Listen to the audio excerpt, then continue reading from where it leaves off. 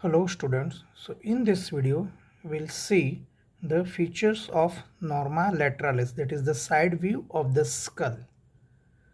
So which are the bones that takes part in formation of the norma lateralis? Starting from the front bone, this one is your lateral aspects of the frontal bone. Behind it lies the parietal bone, this whole is your parietal bone. Further behind, this is your occipital bone.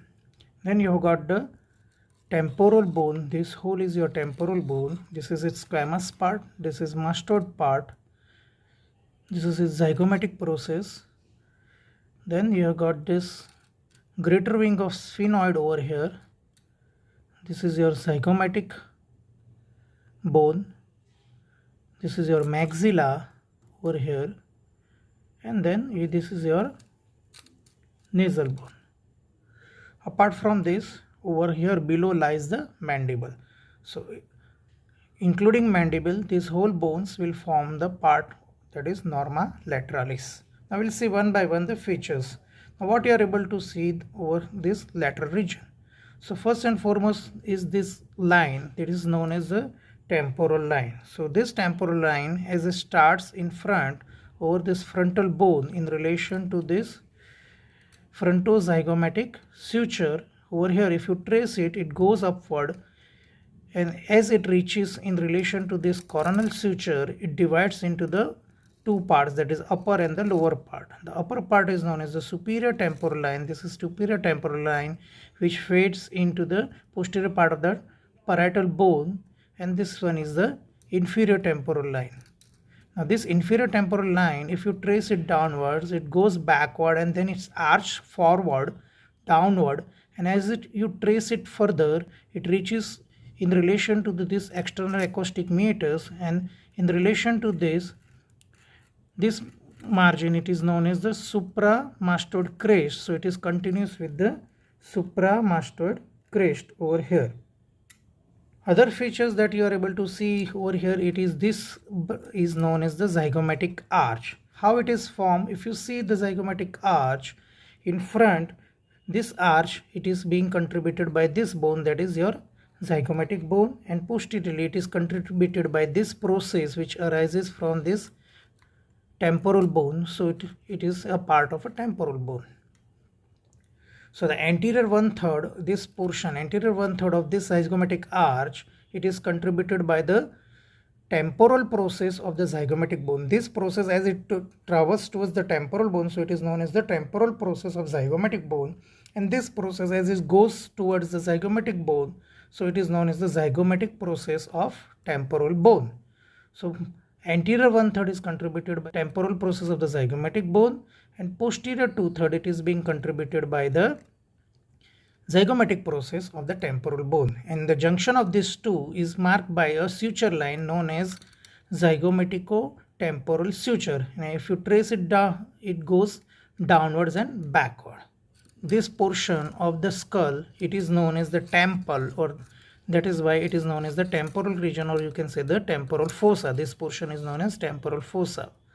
Further, if you see the zygomatic arch, it has got this lateral surface, it has got the medial surface, this one is the medial surface, it has got inferior border, and it has got the superior border.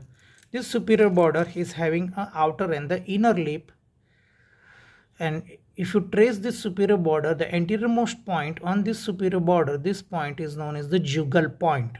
So this is described as the jugal point. Inferiorly, if you see this inferior border, if you trace it backward, it diverges into the two part. This goes medially and this goes posteriorly. This one is known as the anterior root, and this is known as the posterior root. And the junction of this anterior and the posterior root, this elevation is known as the articular tubercle, behind which lies this fossa where the head of the mandible articulate to form the TM joint, or the temporomandibular joint.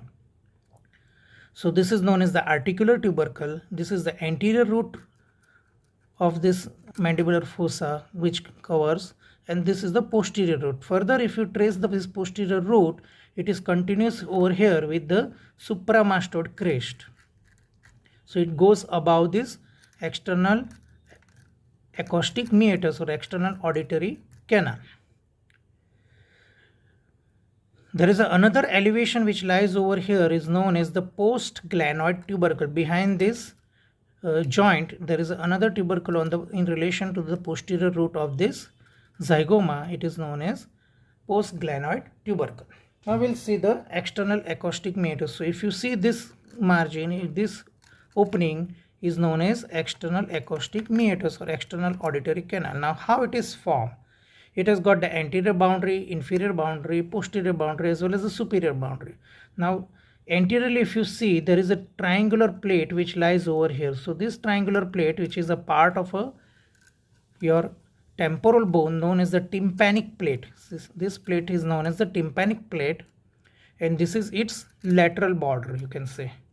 So the anterior margin as well as the inferior margin and the part of this superior margin, this much portion, this whole portion, it is being contributed by this triangular tympanic plate, while the posterior, upper posterior part as well as the superior part, it is being contributed by this temporal bone. So this is how the boundaries of the external acoustic meatus is formed.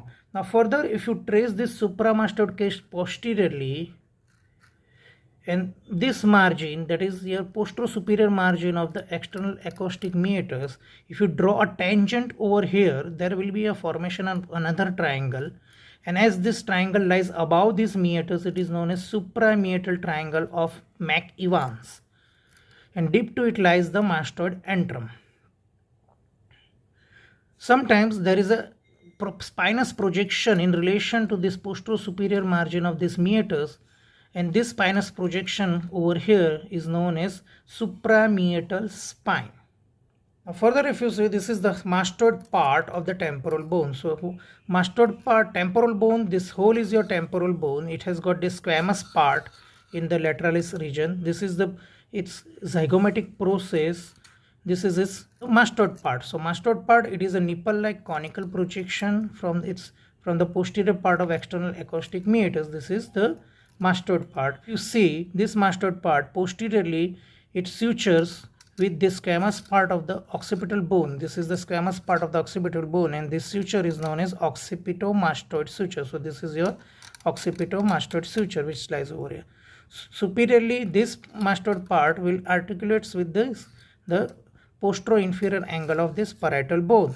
So this suture line is known as parieto-mastoid suture. So this is the parieto-mastoid suture, and if you trace these two sutures, if you trace it upward, this occipito-mastoid suture and this parieto-mastoid suture backward, it unites further with this another suture, that is the lambdoid suture, which we have learned. So junction of these three suture, the lambdoid suture, the parieto-mastoid suture and the occipito-mastoid, this point, it is known as the asterion. This point is known as asterion.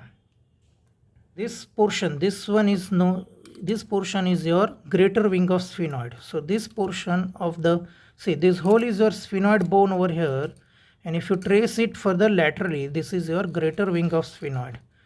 So this is the squamous part of the temporal bone which unites with this greater wing of sphenoid over here. This is the frontal part, lateral part of the frontal bone which lies over here. Here there is another suture line.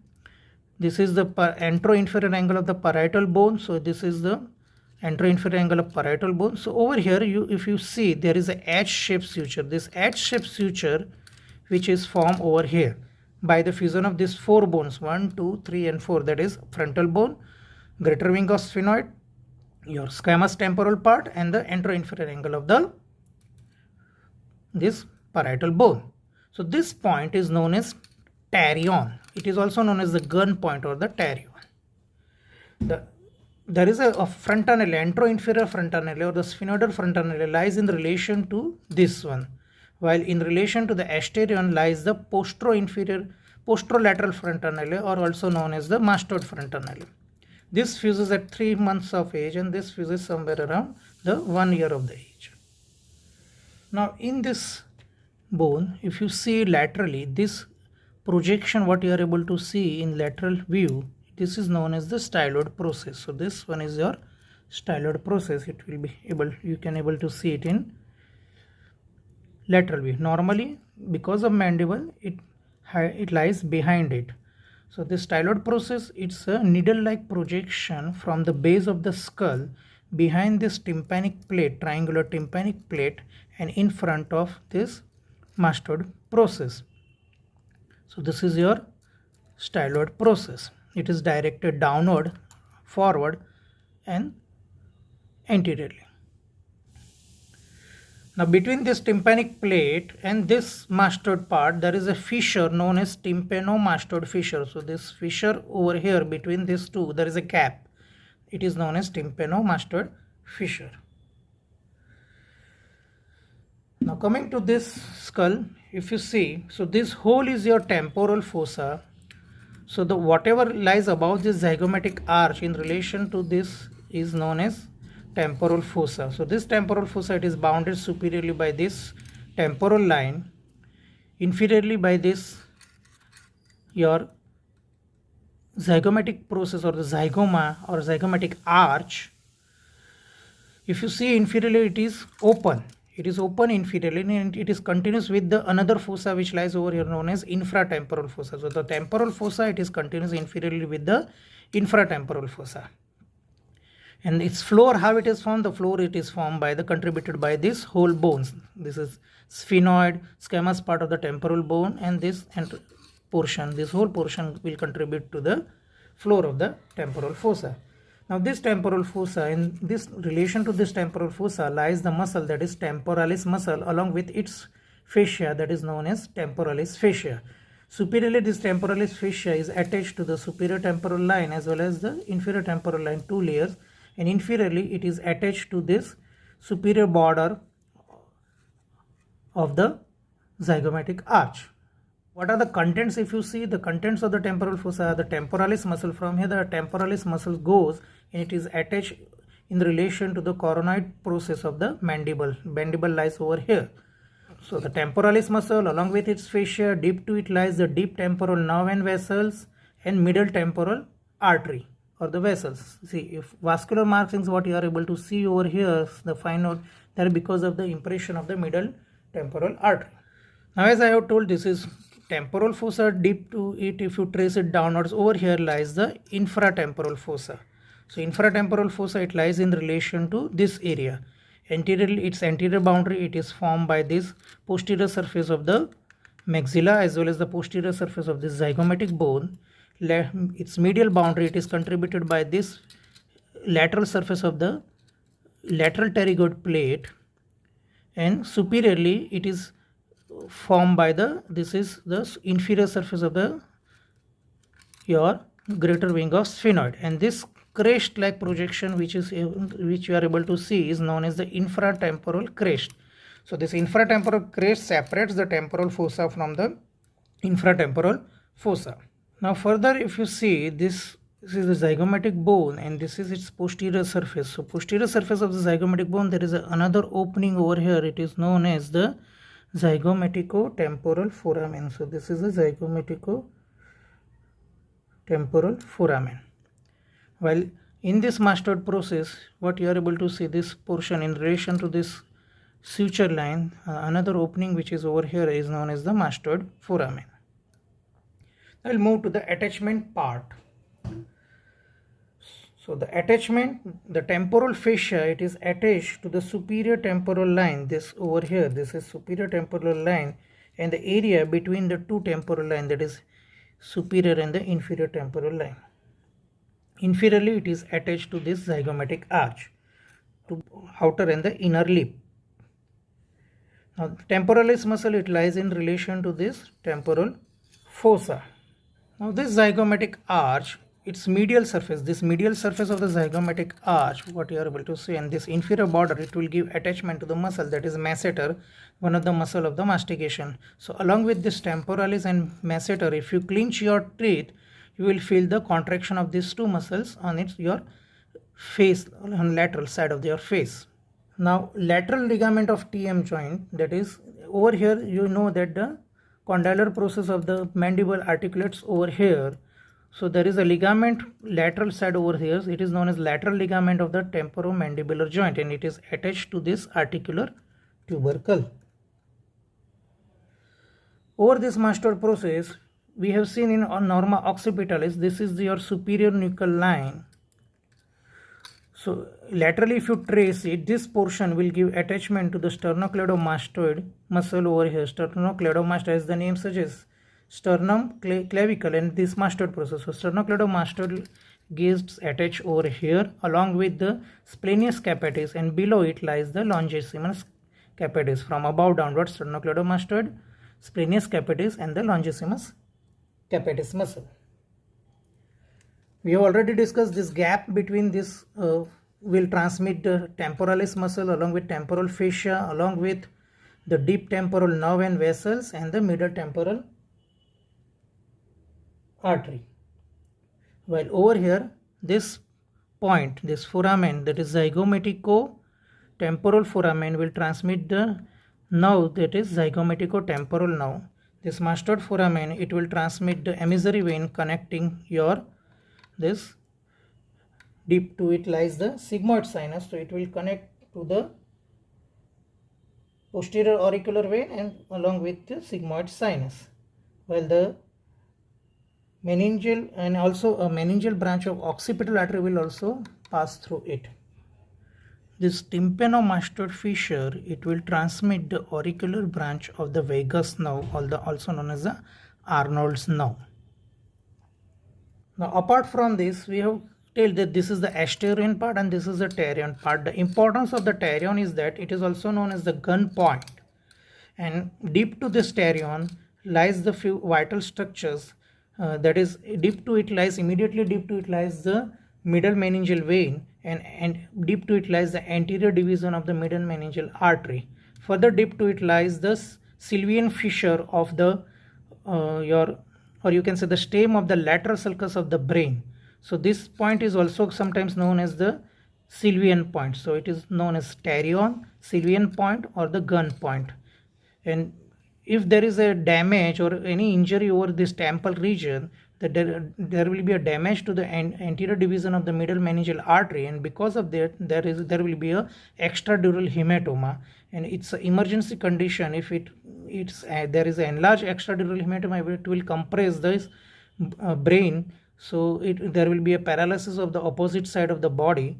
So it has to be drained through doing the burr hole over here, and that hematoma has to be removed, otherwise patient will have a paralysis. So this is in brief regarding the norma lateralis.